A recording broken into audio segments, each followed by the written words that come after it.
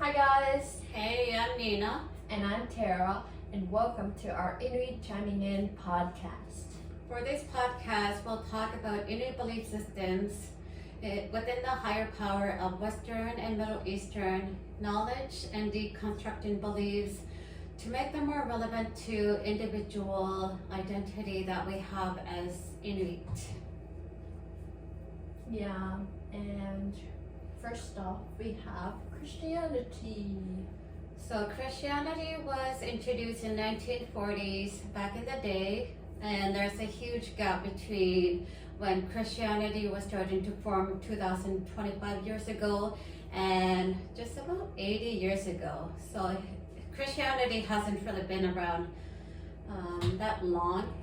So Christianity was introduced by fur traders and the priests back in 1940s when they would visit villages into our rural areas, and that was about 80 years ago. And there is a huge gap between 2025 years ago from now when Christianity was starting to form and just about 80 to 95 years ago. That was not very long ago. That's interesting. Yes.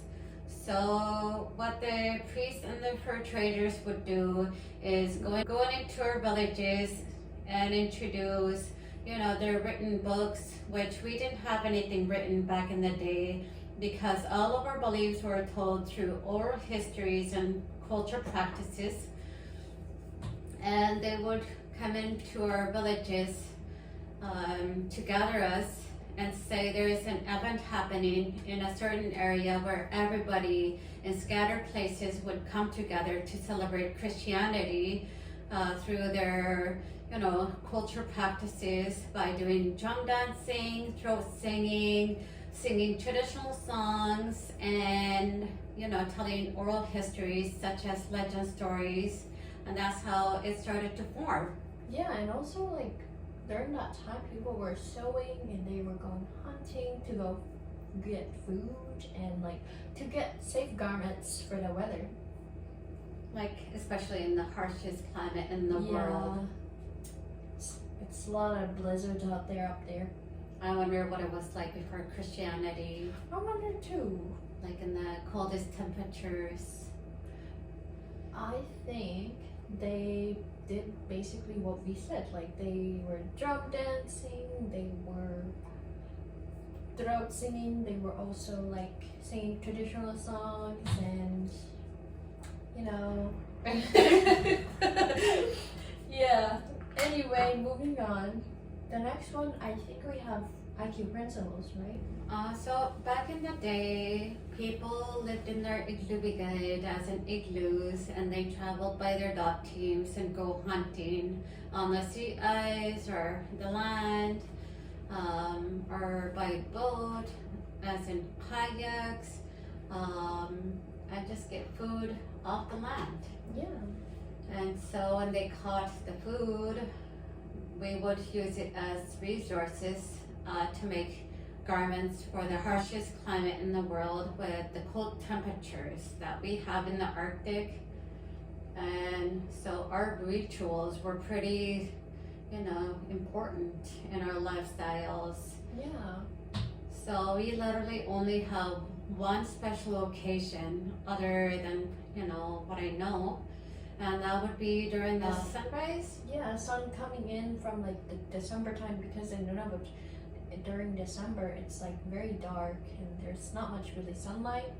But in end of January, I think. Yeah, after the 24-hour darkness from November until around January, there is the rise of the sun finally coming up above the horizon. And so people would be celebrating, and the children would, be told to celebrate it within their own selves, and that was by looking at the sun for the first time after a while and just giving it a half a smile with their right side. Ooh, but not really looking directly at the sun, because that's gonna make you blind, but admiring the sun. So when Christianity was introduced, where people were gathered, it started to form into an actual community where houses were starting to be built, education systems were starting to be instituted, and healthcare system was part of like our, go-to. And so justice system was one of our huge steps Yeah. to creating, a contemporary world in which Christianity became a huge part of our lives, Yeah. in which we bring in our IQ principles, Ooh, yes. and the innate knowledge that goes with it, which comes with cultural practices. And knowledge of the land. So the purpose of this podcast is, just talking about the familiarities of who we are as Inuit, as things are inevitably changing into contemporary and maybe futuristic, like very soon in the next couple of years from now. Yeah. As there are AIs being created. Oh, yeah. The other day it was so funny. We were at Shoppers Drug Mart, and this guy was finishing his order, or like finishing what he was buying, and he was doing the self checkout, and the AI was like, "Please tell us how we did today," and he was just like, "Thank you very much. You did very nice." And I just thought it was so funny, and I started laughing. And interacting with AI is crazy. Yeah, very crazy, to a point where we can actually have a decent conversations with the AI. Exactly. And people gets the knowledge from AI. Yeah.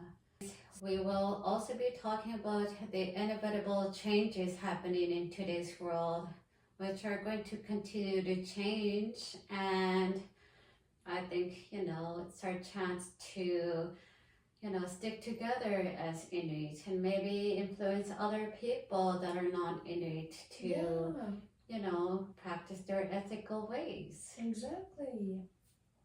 It was such a dream to live while we were having coffee the other day, wasn't it? Yes, it was such a dream. The other day we were drinking coffee. She was drinking coffee. I was drinking ice cap from Tim Hortons. And I was just sitting in the car, and I looked over on the road, and there was like these two cars.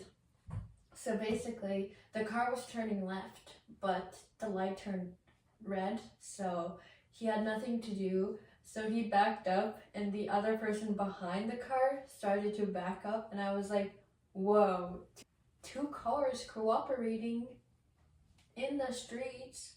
I love it so much because it's just cooperating, and like it brings me back to my culture, and like it was such a dream, and I was just like, wow. Historical rituals of Inuit traditions is one of the huge Inuit culture practices that happens during special occasions like the rise of the sun and other events such as catching an animal for the first time in our entire lives. Yeah. And you have this shared experience.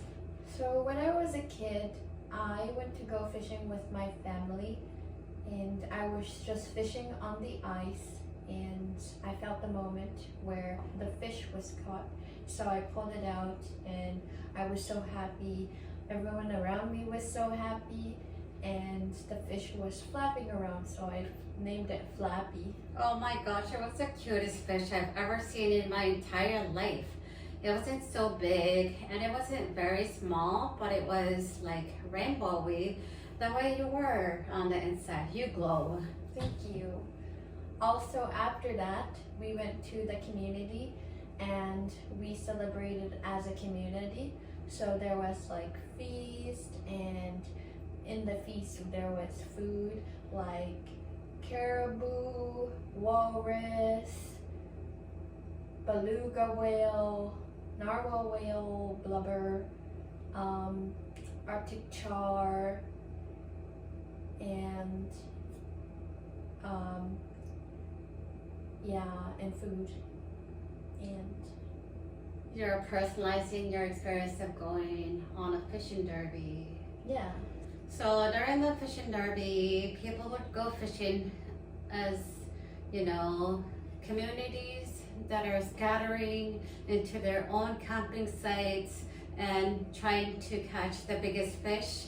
So it usually lasts about 3 days during Victoria's Day in May.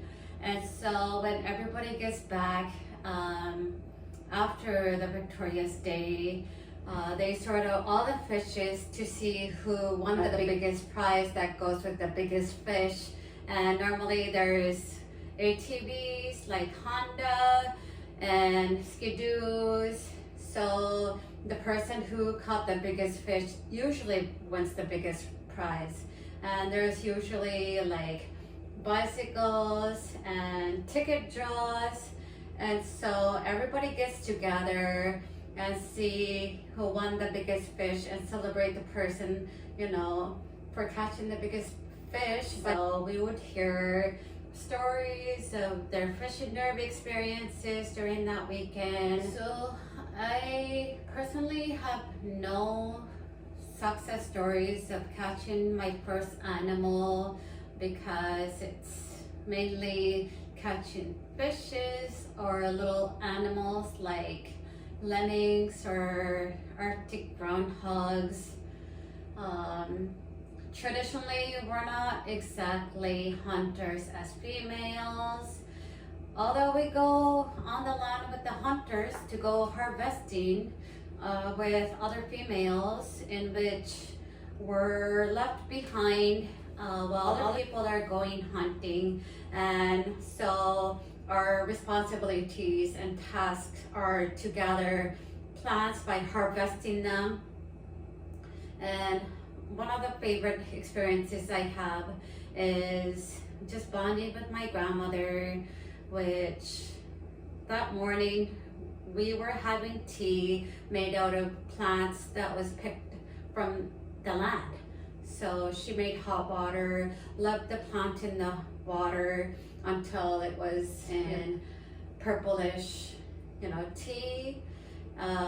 So what she did is she left pilot biscuit in the tea for a while, and it made it look so good to just like chew and just like, oh, it just looked so good. So when she was finished with the tea making with the pilot biscuit, I really wanted to taste what it's like, and I asked if I could have a bite, and she was like happy to share the tea and the pilot biscuit with me. It's one of the favorite memorable experience I had with my grandmother, because as I tasted the pilot biscuit, I could taste the earthy, you know, flavor of that tea in that biscuit. And the biscuit wasn't hard at all. It became so soft. It filled with that flavor of the purple plant.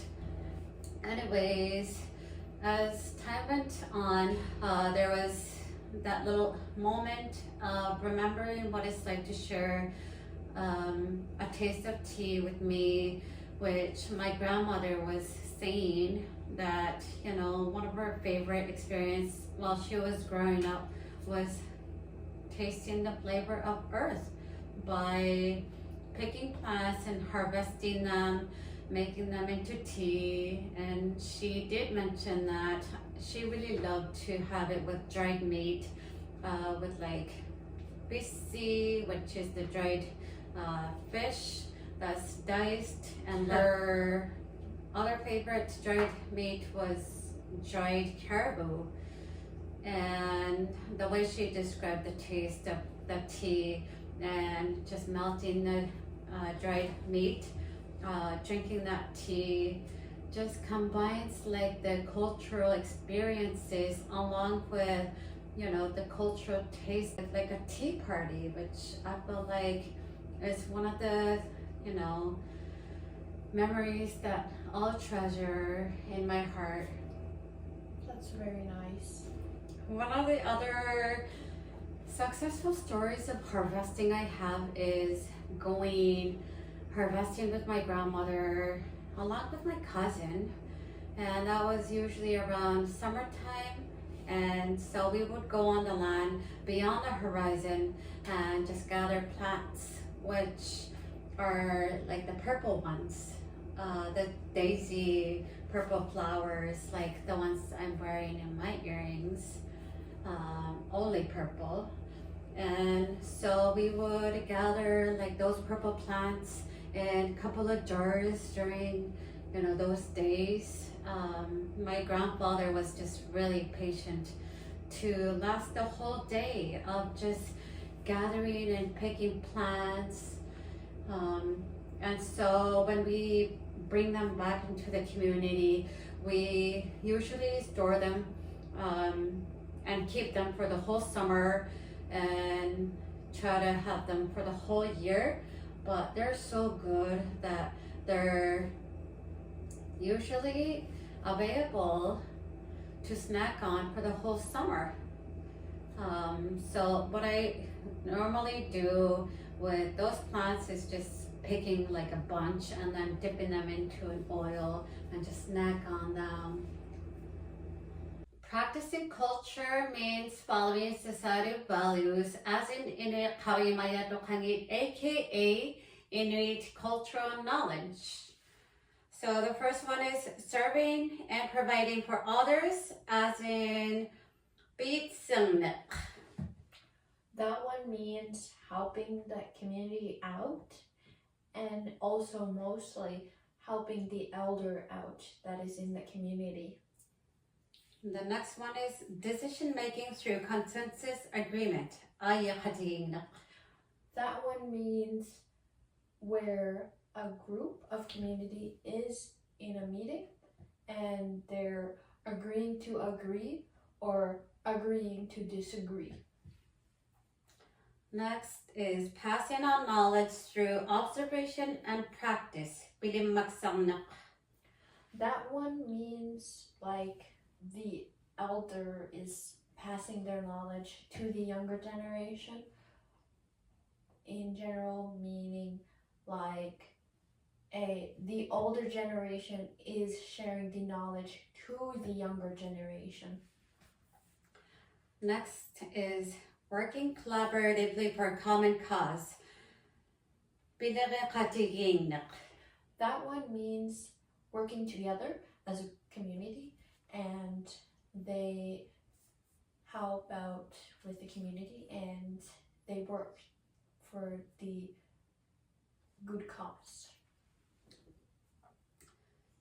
And then there's environmental stewardship and caring for land and sea. That one means like caring for the land and respecting the land as much as possible so that the animals would be more abundant. Next is being resourceful and initiative in problem solving. That one is like sharing your great ideas to the community and creating great ideas for the community. And there's respecting others and caring for relationships. That one basically means being kind to others and treating people right and respecting people. Last but not least, there's being good and welcoming. That one is just welcoming people coming into the place or the community. For example, two women visiting each other so that they could sew their garments or sew their like garments that has damage on them so they can save them. And also they would do traditional tattooing, which I have, and it was a great experience. And I can imagine what it was like back in the day, way before there were any education systems instituted into the communities, way before there was healthcare available for people, way before there was justice and political views. And so they really had to survive as a community. And that's why it was really important for them to, like, serving and providing for others. Exactly. And so that would be, going on the land and catching first animal and serving it for the older generation so that they know that we're going to succeed as younger generation. Yeah. And then there's, coming together as a community to talk about their problems happening in the village, or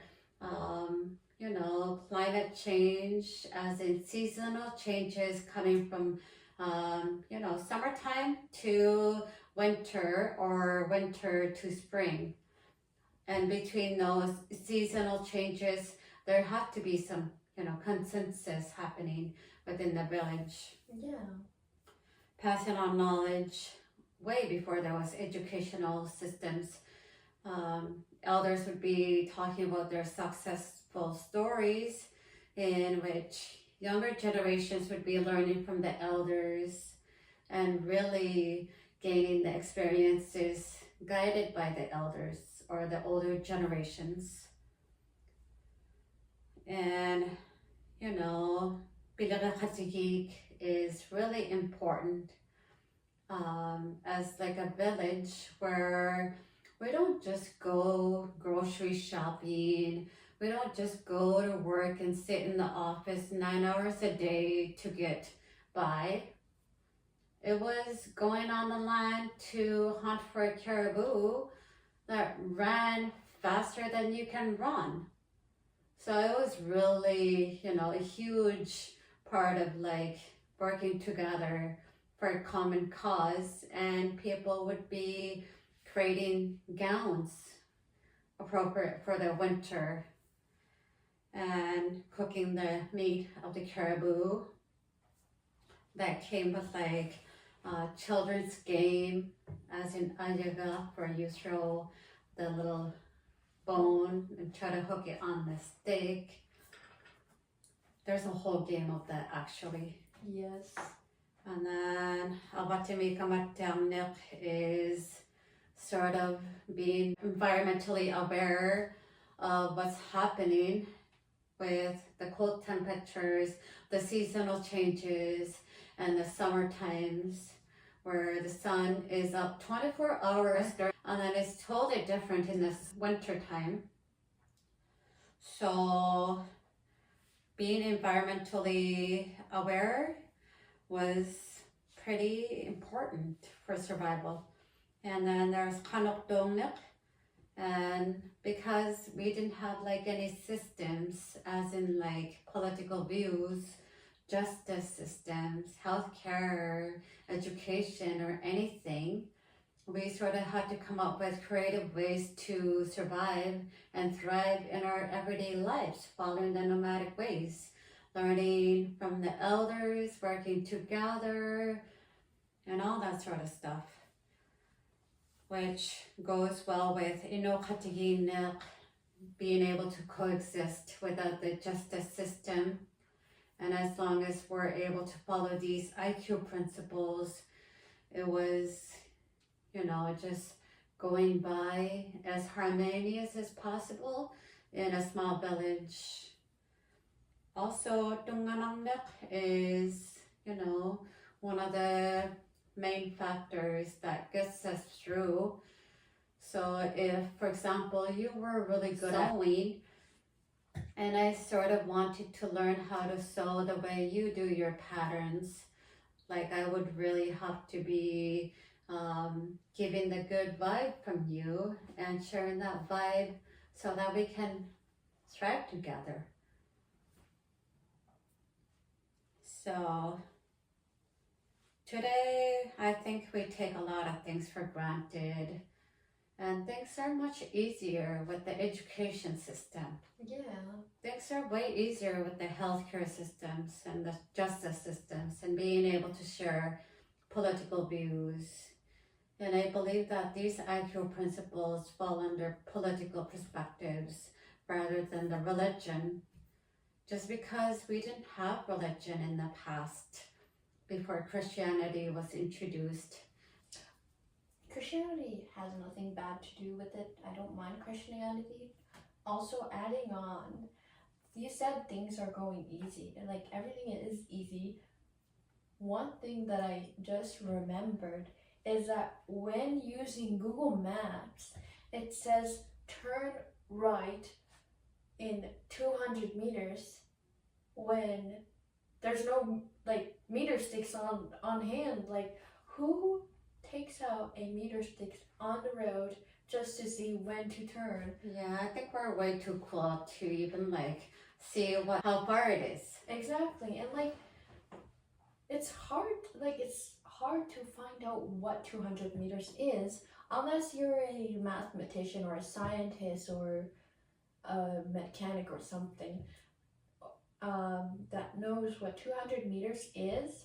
But for a normal person, you don't know where that is. And like, that's just very not good. Instead of doing that, the Google Maps should instead put turn right on this street instead of going like turn right in 200 feet. Like, it's much more easier to hear turn right in that street. Yeah, that would check off all the IQ principles we have because we're working together to keep the traffic going in a harmonious way because Exactly. everybody knows where to turn instead of guessing and being uncertain where it's going to be within the 200 meters.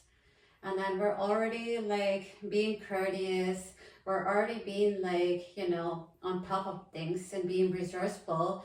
And if we get to know ways to start being responsible of our environment in our own understanding, in our own ways, I think it would be a more advanced environment for us. Or simpler. And when we think of like 200 meters, we automatically think of like AI. So it's AI that's generating 200 meters. And you know what? It's the people who creates AI into their own suiting. So if the person was creating such meters, is coming from their own knowledge of 200 meters. And oftentimes, when it comes to these facts that are unrelated to our everyday experiences, we often disconnect from our own identity as who we are because we're far off being more, intellectual. Been more intellectual.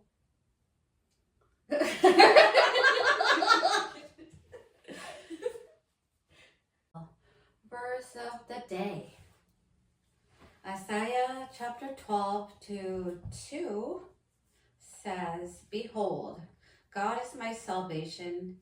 I will trust and will not be afraid, for the Lord God is my strength and my song. He has given me victory." What do you think? I think that like makes me feel confident and like strong and gives me the power to be out there and socializing with others. As who we are. Yeah. Because we just talked about our Inuit history and the identity that we carry that has been passed on from generation to generations. Mm-hmm. And so we're able to have the victory in moving forward. So that's the Christianity verse of the day. And this one is the Muslim belief of Quran verse of the day. It says, "He is Allah, other than whom there is no deity, knower of the unseen and the witnessed. He is entirely merciful, the especially merciful." Wow. So maybe all the things that our ancestors has passed down to this generations are somewhat unknown. And Allah, in their perspective, is merciful. Yeah. moving on to my verses over here. Well, not really mine, but this one is Philippines chapter 4, 6 to 7. Seriously though. Do not be anxious about anything, but in every situation, by prayer and petition, which thinking present your requests to God, and the peace of God, which transcends all understanding, will guard your hearts and minds. Yeah, I love that very much. I love that verse very much. 67. Yeah. Moving on. Colossians chapter 3, 17. And whatever you do in word or deed, do everything in the name of Lord, giving thanks to God the Father through him. If it wasn't for the Christianity back in 1930s, around the time period of World War II, we wouldn't have been here. And we are here today. Yeah. So we have the chance of going forward by reviving our identity, preserving our identity, and practicing our culture, and continuing to use our culture. So anyways, to tell you a little bit about me, my name was never Nina until I went to kindergarten. So I was known as Amna, which is the kinship in the family, meaning girl, and I've always went by Amna while I was growing up. And so when it was my first day of school that day, I was informed that I shouldn't use Amna when I write my name down on my paperwork. So I was named Nina that day.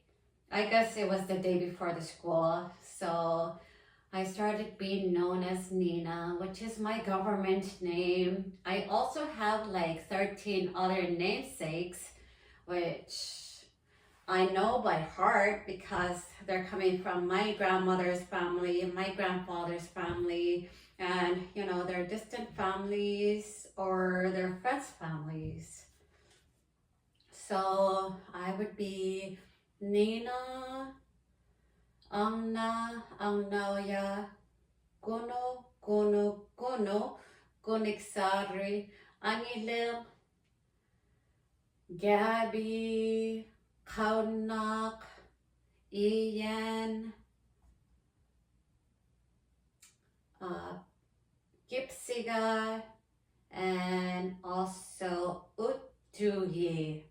If you know Inuktitut, you know what I mean, but I'm not going to talk about it too much because it should be written off from my namesakes. It shouldn't have never been part of my namesakes, but that's my grandmother's cousin, and so I guess it's part of who I am. But I treasure the most. Actually, my middle name is Apita, which I left out. So I have it in my birth certificate.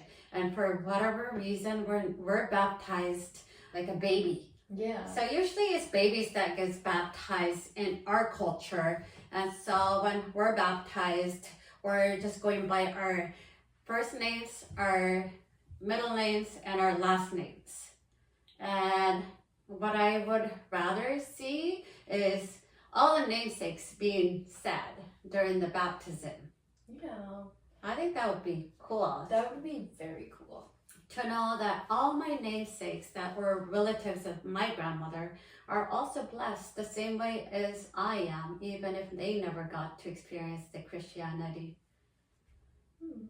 That's very nice. What namesakes are you blessed with? They are Tara, which actually is a very nice story. So basically, my mom went to Newfoundland when she was a teenager like me.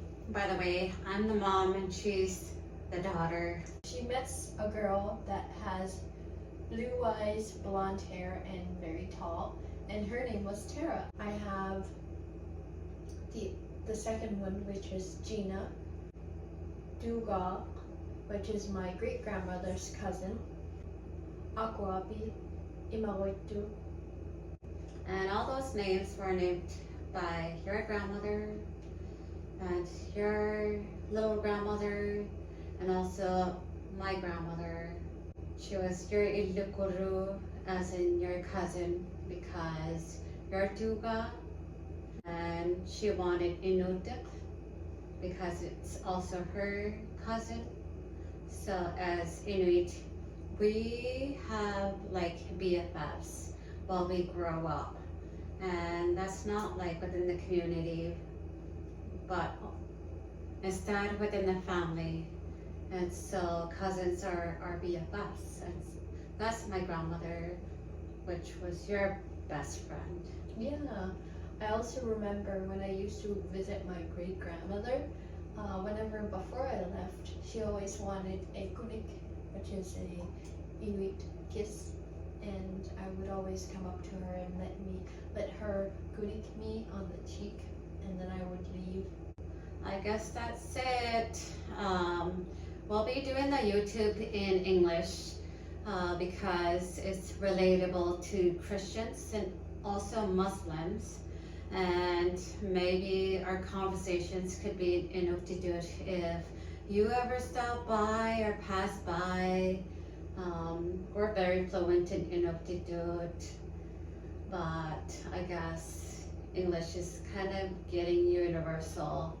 And our purpose is sort of blending in Inuit Kawimayat into the modern world, as we're getting our modernized shelters, modernized transportations, and it's really hard to maintain like a car license or insurance, right? Yeah. And then we're also eating from like modernized, recipes.